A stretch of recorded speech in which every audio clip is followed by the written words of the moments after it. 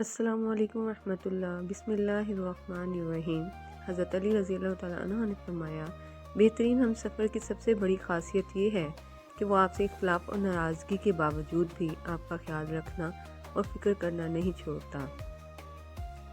انسان کو اچھی نیت پر وہ انعام ملتا ہے جو اچھے اعمال پر بھی نہیں ملتا، کیونکہ نیت میں دکھاوا نہیں ہوتا۔ دھوکہ دینے کے ہزار طریقے ہیں، لیکن سب سے گھٹیا طریقہ محبت اور ہمدرد کا دکھاوا ہے۔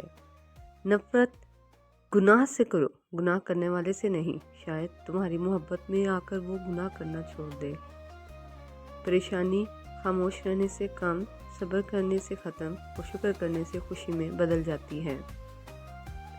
جب تم کسی کو اکیلا دیکھو تو سمجھ جاؤ کہ وہ ایک سچا انسان ہے، کیونکہ بھیڑ ہمیشہ منافق کے ساتھ ہوتی ہے۔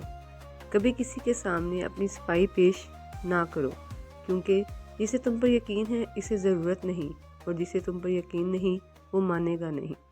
حضرت علی رضی اللہ تعالیٰ عنہ نے فرمایا، درود پاک اتنی تیزی سے انسان کے گناہوں کو مٹاتا ہے کہ اتنی تیزی سے پانی بھی آگ کو نہیں بجھاتا۔ محبت کیوں ہوتی ہے؟ حضرت علی رضی اللہ تعالیٰ عنہ سے کسی نے پوچھا، کسی انجان شخص سے جسے ہم جانتے بھی نہیں، کیوں وہ آنکھ کو پیارا لگتا ہے؟